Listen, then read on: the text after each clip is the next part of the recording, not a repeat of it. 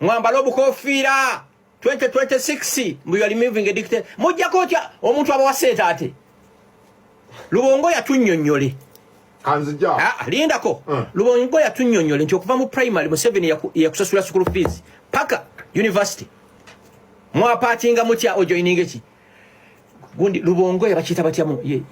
government of President Museveni as a person I don't know bachita batya Lubongo is the link between NUP ne General Museveni ochimanyi ti muganda wa Lubongo ya military assistant mu State House mukozi obwana obukola mu ssabo bwe bujja ne gamba ti ne bafaza bajja ne bapasta bu believing mukozi ayina koliro gyatamanyi mu State House ayina ensonda gyatamanyi mu State House abalaba because mwakulidde rajabe waliwo omukyalo omugwe sijja kwabya kuno naye gwe baazibwa kidumanye emyaka nze kisinga okunnuma okimanyi emyaka gye twamala opposition Besije nkusaba bwoba ompuliriza bwoba beerawo omukisa okuva mu komera liveemu olitayalinga emirembe Museveni akoze ebintu biri bisatu awulira bwakuteekako ekifuba n'ogaana ng'anoonya nti ono buzibu ki bw'ayina bata belivinga mu kutta bantu kiketeeti akuwa sente waliwo bebawadde 3.8 billion ndoozi omwezi oguwedde it's a classified fund 3.8 billion actually if I was in government I would do the same it's cheaper kubanga tubekalakasa mu Kampala mono na sente nyingi image y'eggwanga nefa ne ba foreign investors ne batajja it's cheaper 3.8 billion ye million ya dola emu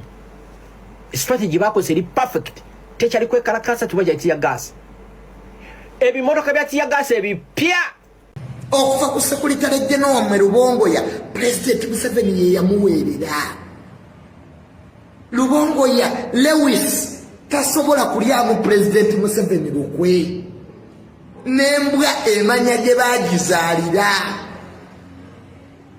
Lubongo yatavuganyanga ko Museveni ayagala kumujjako they are just threatening the state ebawe sente ebintu bya Uganda politics of Uganda wakuteekawo mbeera tutise gavumenti tugirage nti waliwo ekiriwo but with billions of money and they have successfully done it gwe opposition yansi ekijja wali babega tewali na riot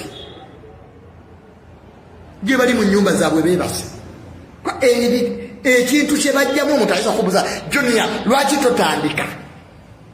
ekintu kye bajjamu engatto za Dr. Kizza Besigye tebazisobola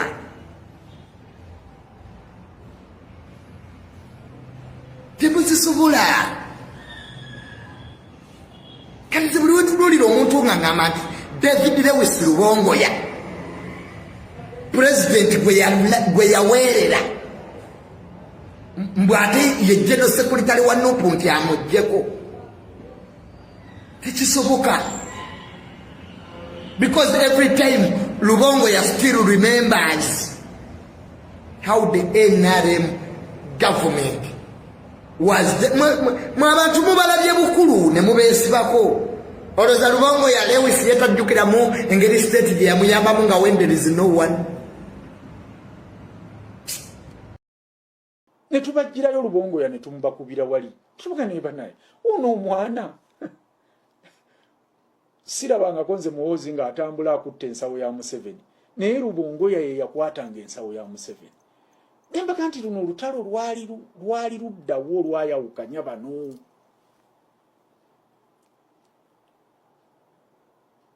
kyokka eri yali mu gufo ogusinga obunene ogutambuza ekibiina kya NUP era n'ekibiina kyonna kike mujjukira nga tukyaza wano Simbwa Kagombe n'agamba mutunuulire ono yakyusa constitution obuyinza bwonna n'abwewa yenna nnyini tewali Kyagulanyi walabikira wadde omuntu omulala yenna nti awo oyo Kimbogo alwanyisa nkyukakyuka kale laba bwadda ku Kyagulanyi okuba otya Kyagulanyi muganda munno please eggwanga Uganda terikolwa ggwanga limu bw'oyogera ku ggwanga erimu kati olugali 50 agasigadde n'omusobyo oba ogataddewa